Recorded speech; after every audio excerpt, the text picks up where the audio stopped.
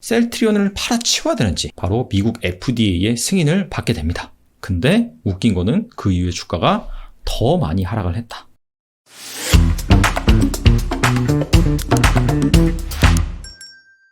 셀트리온의 주가가 조정을 받고 있습니다. 코로나 항체 치료제 임상 2상 결과를 발표한 이후에 3일간 무려 15%나 하락을 했는데요. 자, 이에 따라서 셀트리온의 그룹주, 셀트리온 헬스케어, 셀트리온 제약 역시 주가가 곤두박질치고 있는 상황입니다. 자, 과연 셀트리온을 팔아치워야 되는지 아니면은 지금 현재 주가 하락을 추가 매수 기회로 삼아야 되는지, 현명한 투자자라면 현 상황을 어떻게 살펴봐야 되는지 오늘은 여기에 대해서 알아보도록 하겠습니다. 먼저 셀트리온이 임상 결과를 발표한 이후에 주가가 하락한 이유를 크게 두 가지로 볼 수가 있습니다. 리포트나 뉴스, 이런 것들을 취합을 해보니까 두 가지로 나타나더라고요. 첫 번째, 임상 결과 통계적 유의성 미충족, 이 부분이고요. 두 번째로는 제로소멸, 치료제의 현실적인 가치, 이 부분이 있습니다. 먼저 통계적인 유의성을 충족하지 못했다. 이 부분은 무슨 얘기냐면, 일단 임상은요, 환자를 두 그룹으로 나뉩니다. A그룹 같은 경우에는 실제 개발 중인 효과가 있는 치료제를 투약을 하고요. B그룹 같은 경우에는 가짜 약을 투약을 합니다. 근데 이거를 진짜 약이라고 속이고 투약을 하는 거예요.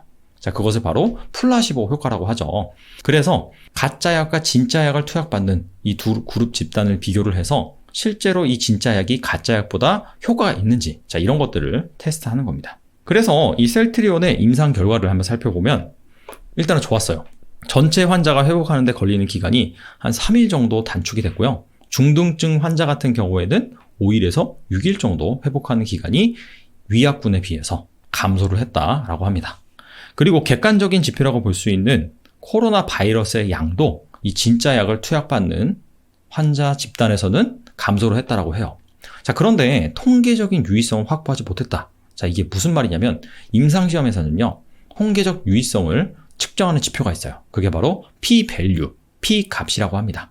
근데 셀트리온의 일부 임상시험 같은 경우에는 이 p-값이 0.05보다 높았다는 거예요. 이 p-값이 높으면 높을수록 실제 그 치료제가 효과가 있다라기보다도 우연의 일치가 아니냐, 자, 그런 식으로 보는 거죠. 그런데 이 p-값 같은 경우에는요, 전문가들의 의견을 따르면 사실 환자들의 모수를 더 늘려서 임상시험을 진행을 하면은 해결될 수 있는, 즉 낮출 수 있는 문제라고 합니다. 셀트리온에 앞서서 항체 치료제를 개발한 기업이 두 군데나 있습니다. 리제네론, 그 다음에 일리아 일리입니다. 일리아 일리 같은 경우에도 임상 시험을 할 때 이 p-값이 0.05보다 높았다고 합니다. 그래서 그런 것들을 감안해 봤을 때 개인적으로는 이 임상 결과가 통계적인 유의성을 확보하지 못했다. 그래서 이 부분이 부정적이다 라고 해석하는 것은 좀 아닌 것 같다. 이렇게 생각을 해보고요. 자, 두 번째, 제로소멸, 치료제의 현실적인 가치. 자, 이 얘기는 무슨 얘기냐.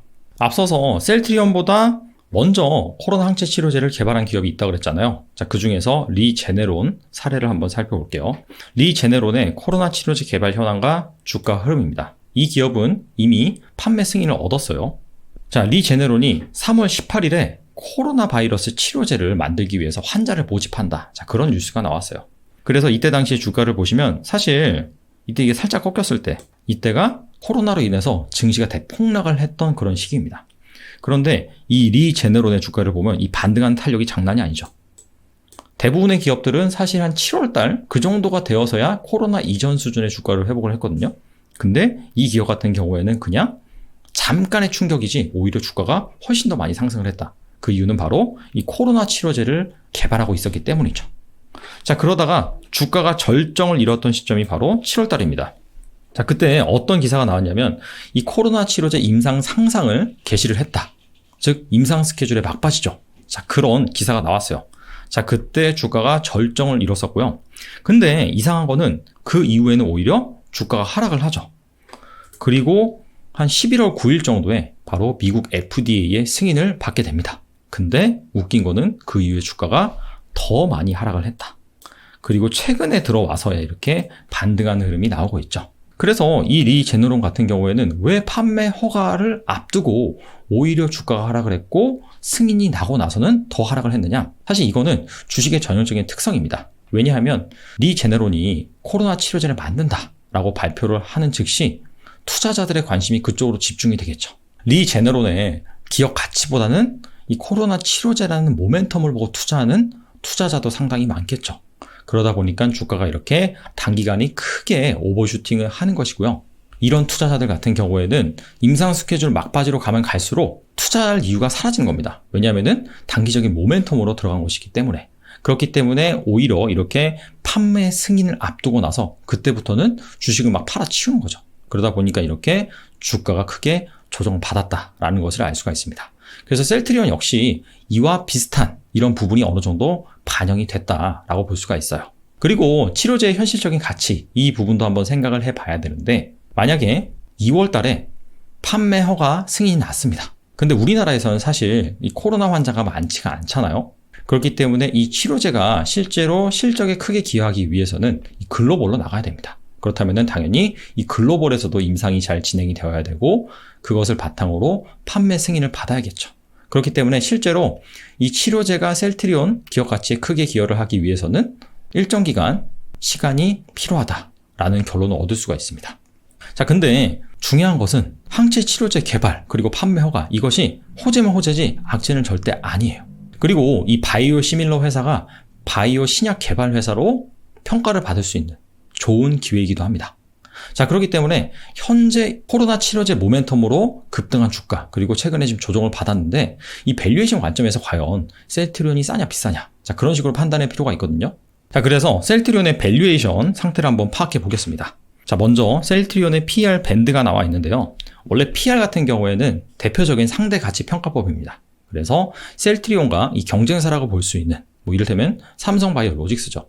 이 두 기업 간의 PR을 비교를 해서 누가 싸냐, 자, 그런 식으로 판단을 해야 되는데, 삼성바이오로직스 같은 경우에는 현재 PR이 100배가 넘습니다. 자, 그래서 삼성바이오로직스와 셀트리온을 그냥 비교를 하면 셀트리온이 무조건 싸요. 이렇게 경쟁사가 뭔가 비교하기에 애매할 경우에는 과거의 역사적인 그 기업의 PR 밴드를 봐서 역사적인 그런 평균보다 PR이 높냐 낮냐, 자, 이렇게 비교를 할 수도 있습니다. 그래서 셀트리온의 PR 밴드를 확인해 보면요, 2017년도 상반기에는 PR이 한 50배 정도 여기에서 계속해서 거래가 됐어요. 자, 그러다가 실적이 엄청나게 잘 나오고 코스피로 이전 상장을 하면서 그러한 모멘텀들이 겹치니까 주가가 리레이팅을 받습니다. 그래서 한때 PR이 무려 한 100배를 넘어서게 돼요. 그리고 나서 그 이후에 셀트리온의 PR을 한번 살펴보면 PR 상단은 앞서 말씀드린 것처럼 한 100배가 넘고요. 그 다음 PR 하단 같은 경우에는 이 초록색 선 한 70배 정도 됩니다. 즉 셀트리온은 2018년부터 PR이 한 100배에서 한 70배 사이를 왔다 갔다 한 그런 기업이다 라고 볼 수가 있습니다. 그래서 최근에 이 셀트리온의 PR 현황을 살펴보면 70배가 조금 넘습니다. 즉 과거에 한 2년 정도 그 평균보다는 좀 낮은 그런 상황에 위치해 있다. 주가가 이 PR 밴드 관점에서 봤을 때는 비싼 상태는 아니다, 이렇게 볼 수가 있겠죠. 그리고 딱 봐도 셀트리온이 PR이 절대적인 수치가 상당히 높잖아요. 이러한 높은 PR이 합리화되기 위해서는 그 기업의 실적이 앞으로도 얼마나 잘 나올 것이냐, 그 부분도 함께 살펴볼 필요가 있습니다. 그래서 셀트리온의 실적 컨센서스 추이 2021년 연간 수치입니다. 이 부분을 뭐 최근, 그리고 1개월 전, 3개월 전 이렇게 비교를 해보잖아요. 영업이익만 볼게요. 영업이익을 보시면 확실히 한 3개월 전이나 6개월 전보다 최근 컨센서스 추이가 훨씬 더 높은 것을 알 수가 있죠. 그 얘기는 뭐냐면 바로 계속해서 실적이 좋아질 것으로 예상이 되고 있구나, 자, 이렇게 볼 수가 있습니다. 자, 그렇다면 이 애널리스트의 컨센서스를 맹목적으로 믿을 것이냐? 그건 절대 아니죠. 그렇기 때문에 투자자는 과연 무엇을 해야 되느냐? 셀트리온의 바이러 시밀러 개발 현황입니다.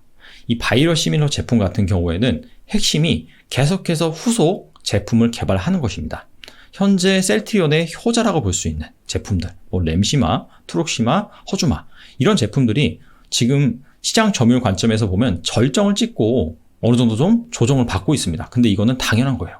왜냐하면 후속 바이러 시밀러 제품들이 계속해서 나오기 때문에 그런 제품들과 단가이나 경쟁을 펼칠 수밖에 없고 자연스럽게 시장 점유율은 정점을 찍고 조정을 받을 수밖에 없습니다. 그렇기 때문에 후속 바이러 시밀러 개발, 이 부분이 핵심이다. 그래서 가장 최근에 각광받고 있는 후속 제품 같은 경우에는 램시마 SC입니다. 이거 같은 경우에는 미국에서는 3상을 진행 중이고요. 유럽에서는 2019년에 판매 허가를 획득을 했어요. 그런데 코로나 이슈 때문에 2020년에 제대로 매출액이 발생하지 않았습니다. 그래서 이 부분이 2021년에 얼마나 선방을 하는지 그 부분이 중요하다라고 볼 수가 있고요. 그 다음에 휴미라의 바이러 시밀러, 이 부분 같은 경우에도 미국에서는 판매 허가를 신청을 했고요. 그 다음에 유럽에서는 최근에 판매 승인 권고를 획득을 했습니다. 그래서 2021년 상반기에 최종 승인이 기대가 되는 그런 부분인데, 예정대로 상반기에 승인이 된다라고 한다면 당연히 실적 성장에 보탬이 되겠죠. 그리고 추가적으로 아바스틴, 조레오, 스텔라타, 프롤리아 이런 부분 같은 경우에도 현재 임상을 진행 중에 있기 때문에 얼마나 예정된 스케줄대로 잘 진행이 되느냐, 그래서 예정대로 잘 출시가 돼서 실적 성장에 기여를 하느냐, 자, 이 부분을 투자자는 면밀히 잘 체크를 해봐야겠죠. 그래서 오늘 살펴본 내용을 정리를 해보면요. 자, 첫 번째로는 셀트리온의 주가가 임상시험 발표 후에 조정을 받았는데, 사실 통계적인 유의성 확보, 이 부분이 문제였다라기보다도 이 재료 소멸, 단기적으로 이 모멘텀 관점에서 투자를 했다가 임상 끝물이 다가오니까 팔고 나오는, 즉 그런 차익 실현 물량 때문에 조정이 나왔다라고 개인적으로는 생각을 하고요. 그래서 이 셀트리온을 기업 가치 측면에서 한번 판단해 본다라고 한다면, 이 밸류에이션 관점에서 살펴봤을 때 과거 2년 이 역사적인 PER 밴드보다 셀트리온의 현재 PER이 하단에 위치하고 있거든요. 그래서 비싼 상황은 아니다. 그리고 이런 PER이 합리화되기 위해서는 앞으로도 실적 성장이 지속적으로 이루어져야 되는데, 일단 컨센서스는 계속해서 좋아지고 있단 말이에요. 그렇다면 투자자들이 할 것은 무엇이냐?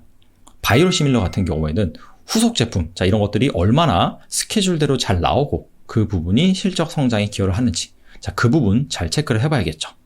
자, 아무쪼록 지금 최근에 시장이 좀 조정을 받고 이에 따라서 주가가 크게 하락하는 기업도 나오는데, 자, 멘탈 잘 붙들어 매시고요. 자, 그럴 때일수록 기업 가치에 집중을 해서 투자하는 그런 현명한 대응을 하셨으면 좋겠습니다. 오늘은 여기까지 하겠습니다. 감사합니다.